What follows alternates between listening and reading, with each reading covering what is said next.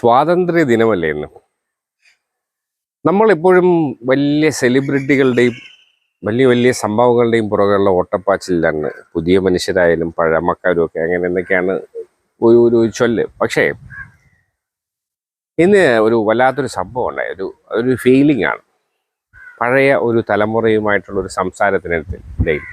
അതായത് ആരാലും നോക്കാനില്ലാതെ പലരും, അതും അങ്ങനെ പറയാൻ പറ്റില്ല, എന്തെന്നറിയോ, ഇപ്പോൾ ഈ ജോലി സംബന്ധമായി ഭാര്യയ്ക്കും ഭർത്താവിനും വിദേശത്ത് പോകണം. പക്ഷേ അപ്പനെ നോക്കാനില്ല, അമ്മയെ നോക്കാൻ മറ്റ് നിവൃത്തിക സാമ്പത്തിക ബുദ്ധിമുട്ടുണ്ടെങ്കിൽ എന്ത് ചെയ്യും, ചില വയോജന കേന്ദ്രങ്ങൾ അവരെ ആക്കാറുണ്ട്. അങ്ങനെ ഒരു അപ്പച്ചനെ നമ്മൾ തൊട്ടടുത്തുള്ള കരുണാസദൻ ആശ്രമത്തിൽ കാണുകയും അദ്ദേഹമായിട്ട് സംസാരിക്കാനായിട്ട് ചെയ്തു. അപ്പോൾ പുള്ളി നല്ലൊരു പാട്ടുകാരനാണ്. പുള്ളിയുടെ ഒരു ചെറിയ ജീവിതാനുഭവങ്ങളിലേക്കാണ് നമ്മൾ യാത്ര ചെയ്യുന്നത്. വളരെ ശ്രദ്ധയോടെ കാണണം. രണ്ട് തലമുറ തമ്മിൽ, അതായത് ഈ ജനറേഷൻ ഗ്യാപ്പ് എന്നൊക്കെ പറയില്ലേ, അതിന് പറ്റിയ ഒരു സംഭവമാണ് നമ്മുടെ ഇന്നത്തെ എപ്പിസോഡ്. മറക്കാതെ കാണുക, അങ്ങറ്റം അവസാനം വരെ കാണുക. കാരണം ഒരുപാട് സംഗതികൾ അതിൽ പഠിക്കാനുണ്ട്, ഉപദേശിച്ച് പുതിയ തലമുറയ്ക്ക് പകർന്നു കൊടുക്കാനും അതിലുണ്ട്. അപ്പോൾ ജോണി എന്ന അപ്പച്ചൻ്റെ ചെറിയ ജീവിതയാത്രയിലേക്ക് ഒരു ഷോർട്ട് യാത്ര. അപ്പച്ചൻ്റെ നാടെവിടെ? പേരെന്താണ്? പേര് ഞാൻ പറഞ്ഞു. ജോണി. ജോണി. നാട് അടൂര്. അടൂര്. ഇവിടെ എങ്ങനെ വന്നു? ഇവിടെ മോന് ഇവിടെ കൊണ്ടാക്കിയിട്ട് മോന് മരുമോള് ദുബായിക്ക് പോയിരിക്കും. ദുബായിക്ക് പോയി. അവരവിടെ ഞാൻ തന്നെ ഉള്ളത് കൊണ്ട് ഇവിടെ കൊണ്ടാക്കി. ഒറ്റയ്ക്കായതുകൊണ്ട് ഇവിടെ ആക്കി വെച്ച് പോയതാണ്. ആഴ്ചയിലാഴ്ച വിളിക്കും. ഞാനും വിളിക്കുന്നു. അപ്പോൾ എങ്ങനെ ഉണ്ടെന്ന് ചോദിക്കാൻ പറഞ്ഞു. കുഴപ്പമൊന്നുമില്ല. എനിക്ക് പനിയായിരുന്നു. അപ്പോൾ ഇവിടെ ഭയങ്കര ചൂട് തുടങ്ങി. ഞാൻ ചോദിച്ചു എന്ന് അത് ഡിസംബറിലേക്ക് വരാൻ നോക്കാം. ഉടനെ ഇപ്പൊ അവിടേക്ക് ഇഷ്ടത്തില്ലെന്ന് പറഞ്ഞു. ജീവിതം എങ്ങനെയുണ്ട് ഇവിടത്തെ? ഒരു കുഴപ്പമില്ല. എല്ലാ കൂട്ടുകാരൊക്കെ ഉണ്ടോ? ഇഷ്ടംപോലെ കൂട്ടുകാരുണ്ട്. അപ്പൊ ഏതാണ് ഇഷ്ടപ്പെട്ട പാട്ട്? ഏതാണ്? എനിക്കൊന്നും ഞങ്ങളൊന്നും ഇഷ്ടപ്പെട്ടിരുന്നില്ല. എല്ലാ പാട്ടും ഇഷ്ടമാണ്. പിന്നെ പാട്ടുകളൊക്കെ ഇഷ്ടങ്ങളില്ല. അതെ. അപ്പൊ ഇഷ്ടപ്പെട്ട ഒരു പാട്ട് പാടിക്കേ. ക്രിസ്തീയ പാട്ട് വേണം. ഏതായാലും ക്രിസ്തീയ പാട്ട്. ഓക്കെ, ദൈവത്തിന്റെ പാട്ടല്ലേ, ഇരിക്കട്ടെ. ധൈര്യമായിട്ട് പാടിക്കോളൂ.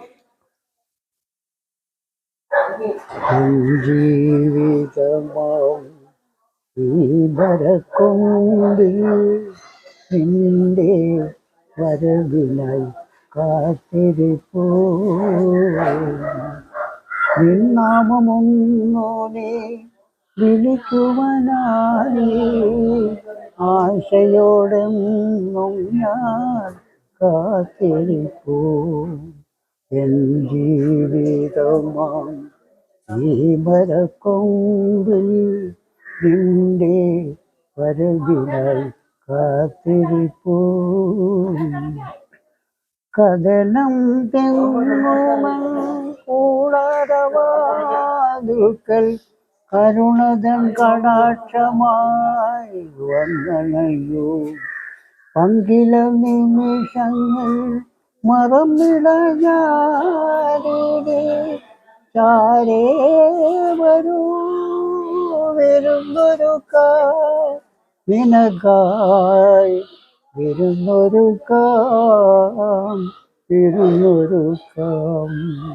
എൻ ജീവിതമാം ഈ മരക്കൊമ്പിൽ നിന്റെ വരവിനായി കാത്തിരിപ്പൂ. സ്വാർത്ഥത പുകയും ഈ മരുഭൂമിയിൽ കൈമുതൽ മുഴുവൻ ഞാൻ പങ്കുവയ്ക്കാം. കൈവിരൽ തുമ്പൊന്ന നീട്ടി നീ എന്നോടെ അന്ധതയെല്ലാം അകറ്റുകില്ലേ ഇല്ലേ അകറ്റുകില്ലേ. എൻ ജീവിതമാം ഈ മരക്കൊമ്പിൽ നിന്റെ വരവിനായി കാത്തിരിപ്പൂ.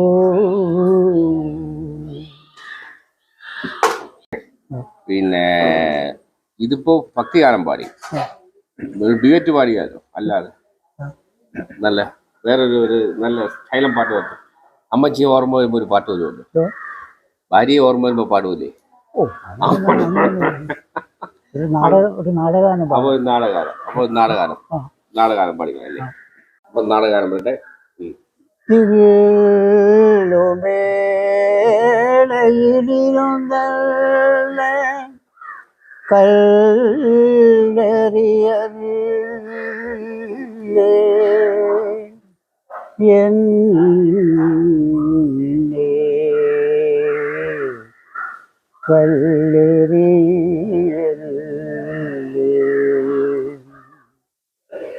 പാമ്പുകൾക്കും വാളമുണ്ട്, പറവകൾക്കാകാശമുണ്ട്, മനുഷ്യപുത്രനു തലചായ്ക്കാൻ മണ്ണിലിടമില്ല,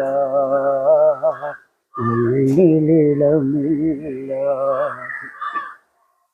എവിടെ നിന്നോ വന്നു ഞാൻ, എവിടേക്കോ പോണു ഞാൻ, എവിടെ നിന്നോ വന്നു ഞാൻ, എവിടേക്കോ പോണു ഞാൻ. വിളക്കുമരമേ വിളക്കുമരമേ വെളിച്ചമുണ്ടോ, കയ്യിൽ വെളിച്ചമുണ്ടോ. പാമ്പുകൾക്കുമാളമുണ്ട്, പറവകൾക്കാകാശമുണ്ട്, മനുഷ്യപുത്രനു തലചായ്ക്കാൻ മണ്ണിലിടമില്ല. മോഹങ്ങൾ മരവിച്ചു, മോതിര കൈമുരടിച്ചു, മനസ്സു മാത്രം മുരടിച്ചില്ല,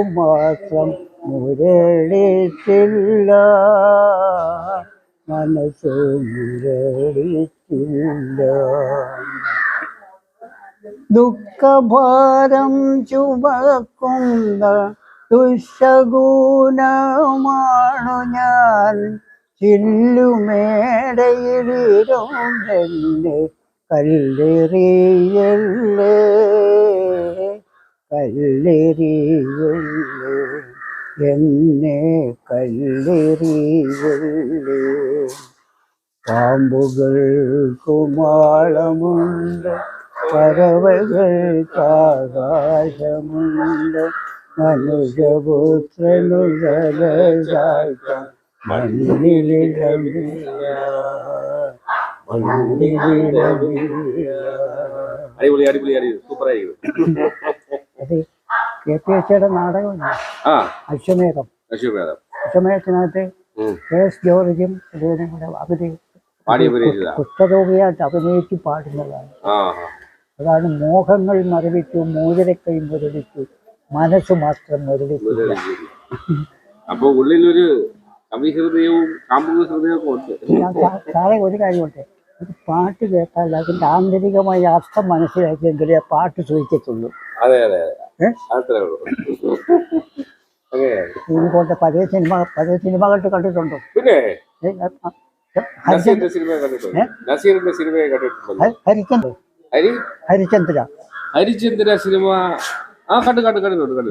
അതിനകത്തെ പാട്ട് പറഞ്ഞാൽ തിക്കുറിശി അഭിനയിച്ച പാട്ട്, തിക്കുറിശി ചുടലക്കാട്ട്. പറഞ്ഞുതരാം അത് സംഭവം എന്താണ്.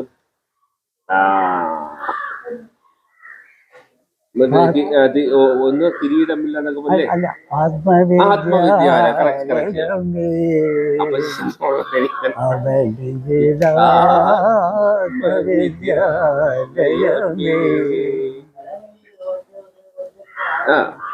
അഴിനിലയില്ല ജീവിതമെല്ലാം ആറടി മണ്ണിൽ നീറിയൊഴും ആത്മവിദ്യാലയമേ, ആത്മവിദ്യാലയമേ. ഇല്ലാ ജാതികൾ ഭേദവിചാരം ഇവിടെ പൊക്കവർ ഒരു കൈചാരം മന്നവേനാട്ടെ യജനാട്ടെ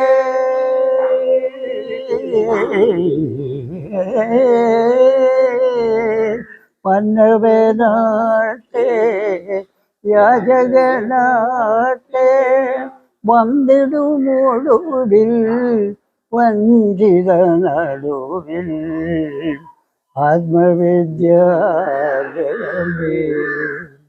അടുത്ത വരിയാണ് സൂപ്പർ. തിലകം ചാർത്തി തിരിയോ വരകായി പല നാൾ പോറ്റിയ പുണ്യചിരസേ ഉലകം വെല്ലാൻ ഉഴറിയ നീയോ വിലപിടിയാത്തൊരു കലയോളായി ആത്മവിദ്യാലയമേ അവനിലാത്മവിദ്യാലയമേ. എനിക്ക് ഇതിനേക്കാൾ ഇഷ്ടം ഏത് പാട്ടെന്നറിയോ? ഈശ്വര ചിന്തയിൽ തന്നെ അത് ഭക്തകുചേരിക്കാണ്. ഭക്തകുചേരിയിലെ പാട്ട്. ഇത് രണ്ടുപേരും ഒരാൾ പാടിയതാണ്. കമുകറ പാടിയത്. ആ പാട്ടറിയോ? മറ്റേ അതോ പിന്നെ ഈശ്വര ചിന്ത ഇതൊന്നേ അത് പാടിയാലോ? ഈശ്വര ചിന്തയിതൊന്നേ മനുജനു ശാശ്വതമേ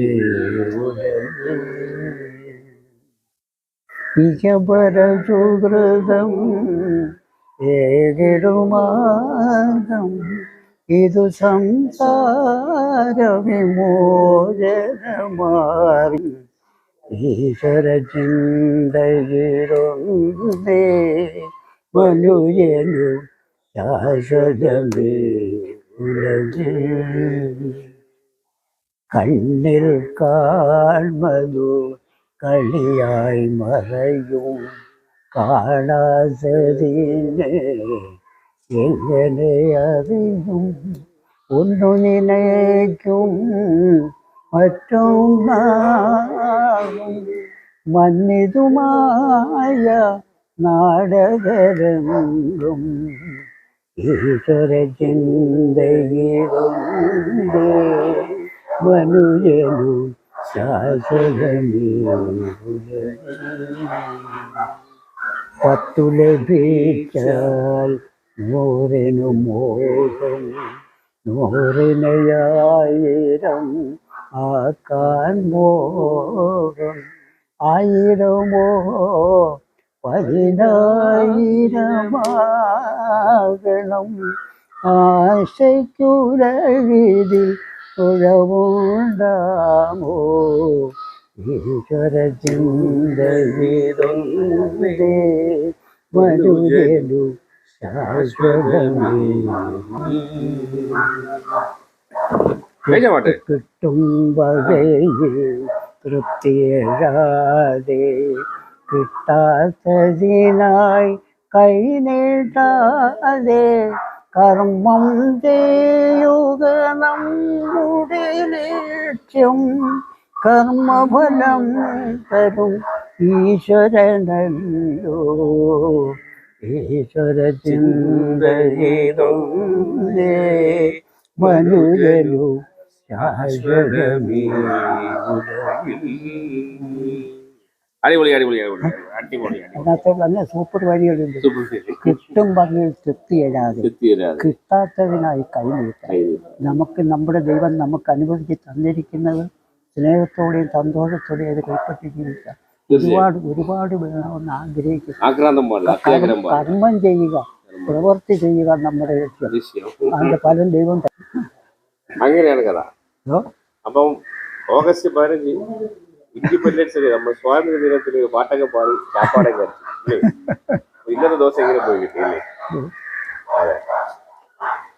അപ്പൊ ഇനി അടുത്ത നാളെ കാണാം അല്ലേ? നാളെ പരിപാടി ഉണ്ടാ? നാളെ ശരി വരുമോ? നാളെ ഇനി അവരെപ്പോഴാ വരുന്ന അറിയത്തില്ല. അതെ, ഗാനം അതെ അതെ. അപ്പൊ ഇനി അടുത്ത ദിവസം കാണാം അല്ലേ? ഓ ആ ഓക്കെ. നാളെ വരുമോ സാറേ? നോക്കട്ടെ. ആരെയൊന്നും വിളിക്കണ്ട, മോനെ വിളിച്ചാൽ അങ്ങനല്ല അങ്ങനല്ല. അങ്ങനെയൊന്നും പാടില്ല. ഞാൻ ഒരു കാര്യം പറയട്ടെ. പറഞ്ഞോളൂ. നമുക്ക് അറിയാൻ വയ്യാത്ത ഒരാൾ പരിചയപ്പെട്ട് പഠിക്കുന്നു. അല്ല അതല്ല, വിളിക്കേണ്ട രീതി എന്ന് പറയുന്നത് ഓരോരുത്തരും ഓരോ രീതി. എല്ലാ ദൈവത്തിനും അല്ല, വിളിക്കേണ്ട ഒരു മാന്യത പഠിപ്പിക്കേണ്ടത് എൻ്റെ കടമ. അത് തിരിച്ചു അങ്ങനെ വേണ്ടേ? അങ്ങനെ വേണ്ടത്. സാർ അത് വിളിക്കാം. നമ്മുടെ സാറാകളൊന്നുമില്ല. എൻ്റെ നാട്ടിൽ എന്നെ എല്ലാവരും സാറേ എന്ന് വിളിക്കുന്നു. കാരണം ട്യൂഷൻ ഉണ്ടായിരുന്നു. അല്ലല്ല, അധ്യാപകരൊന്നും ഇല്ലെന്നെങ്കിലും അറിയാവുന്ന കാര്യങ്ങൾ മലയാളമൊക്കെ ഒക്കെ പിള്ളേർക്ക് പറഞ്ഞു കൊടുക്കും. നമ്മൾ അറിവുള്ള കാര്യങ്ങൾ മറ്റുള്ളവർക്ക് പകർന്നു കൊടുക്കണമെന്നുള്ളതാണ് സ്വാമി വിവേകാനന്ദ സ്വാമിയുടെ സിദ്ധാന്തം. അദ്ദേഹം പറഞ്ഞിരിക്കുന്നത് അറിവുള്ളവർ പകർന്നു കൊടുത്തില്ലെങ്കിൽ നിന്നെ രാജ്യദ്രോഹം എന്ന് വിളിക്കുമെന്നാണ് അദ്ദേഹം പറഞ്ഞിരിക്കുന്നത്. അദ്ദേഹത്തിന്റെ തീപ്പൊരി സൂക്തങ്ങളുണ്ട്, അത് വായിച്ചിട്ടുണ്ട്. ഈ സ്വാതന്ത്ര്യത്തിൽ സ്വാമി വിവേകാനന്ദന്റെ ഉപദേശമാണ് സന്ദേശമായിട്ട് നൽകാൻ ഉദ്ദേശിക്കുന്നത്. അല്ല, അത് നല്ല ഉദ്ദേശമല്ലേ അല്ലേ? തീർച്ചയായും നമുക്കറിയാവുന്ന ഒരു കാര്യം അറിവില്ലാത്ത ഒരാൾക്ക് പറഞ്ഞു കൊടുക്കണം. അതിന്റെ ഗുണം രണ്ടുപേർക്കും ഉണ്ടാവും. കുടത്തിനകത്ത് വെള്ളം കത്തിച്ച് ആർക്ക് പ്രയോജനം? ആർക്കാ പ്രയോജനം? അപ്പൊ ഇതൊക്കെ പുതിയ തലമുറ കണ്ടതൊക്കെ പഠിച്ചു തന്നാവട്ടെ. നമ്മൾ പുതിയ തലമുറയും പഴയ തലമുറയും അല്ല, ഞാൻ ഒത്തിരി വായിച്ചിട്ടുണ്ട്. വായനാണ് ബലം. എനിക്ക് ഏറ്റവും വലിയ ദൗർബല്യം എന്ന് പറയുന്നത് വായനയായിരുന്നു എനിക്ക് ഏറ്റവും കൂടുതൽ ഇഷ്ടപ്പെടുന്നത്. എങ്കിൽ മാത്രമേ നമുക്ക് പലതും അറിയാൻ പറ്റൂ. ഇല്ലെങ്കിൽ അറിവുള്ള മനുഷ്യരുമായിട്ട് സമ്പർക്കം ചെയ്യണം. അപ്പൊ ഈ സ്വാതന്ത്ര്യത്തിൽ കൊടുക്കാനുള്ള ഉപദേശം ഇതാണ്, വായിക്കുക, അറിവ് നേടുക. തീർച്ചയായിട്ടും. അതാണ്. അപ്പൊ വീണ്ടും കാണാം. വീണ്ടും കാണാം. ഇനി അടുത്ത് കാണാം. ടാറ്റ.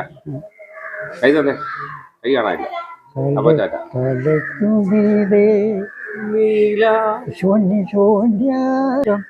താഴെ മരുഭൂമി തപസ്സു ചെയ്യും വേഴാമ്പെല്ലാം താഴെജലം തരുമോ, താഴെജലം തരുമോ. കടലിൽ പഞ്ചാക്ക് നടുവിൽ പഞ്ചേന്ദ്രിയങ്ങളു പുകയുമ്പോൾ ഒരു കൈ കുടം വേദമാത്മാവിലിത്തിരി തീർത്ഥജലം തരുമോ, തീർത്ഥജലം തരുമോ.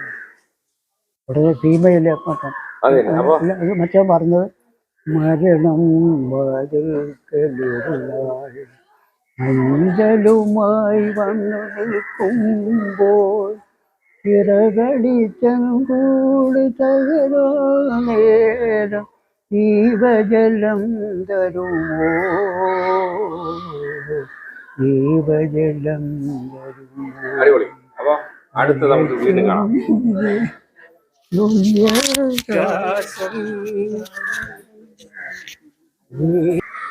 അപ്പോ നമ്മളെ ഗരുഡാശ്രമത്തിലെ അപ്പച്ചന്റെ പേര് ഞാൻ പറഞ്ഞു.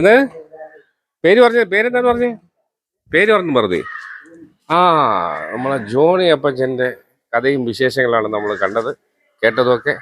മറ്റൊരു കഥയുമായിട്ട് നമുക്ക് വീണ്ടും കാണാം ഉടനെ, അല്ലേ? അപ്പോൾ സ്വാതന്ത്ര്യ ദിനത്തിൽ സ്വാതന്ത്ര്യം നമ്മൾ ആഘോഷിച്ചു. ഈ ആരോഗ്യമില്ലാത്ത അച്ഛനും അമ്മമാരെ കണ്ടു, ഒരു വലിയ സന്തോഷമായിരിക്കും. ഇങ്ങനെ എൻ്റെ ഭാര്യയും പുള്ളി കണ്ടു. അത് ഭാര്യ, അത് മോൻ എല്ലാം നിൽപ്പുണ്ട്. അപ്പോൾ എല്ലാവർക്കും നല്ലൊരു സ്വാതന്ത്ര്യ ദിനം ആഘോഷിക്കുന്നു. ഇങ്ങനെയൊക്കെ ആഘോഷിച്ചാൽ നന്നായിരിക്കുമെന്നാണ് എൻ്റെ അഭിപ്രായം. എല്ലാവർക്കും നല്ലൊരു സ്വാതന്ത്ര്യ ദിനം മാത്രമല്ല നല്ലൊരു ജീവിതവും ആശംസിക്കുന്നു.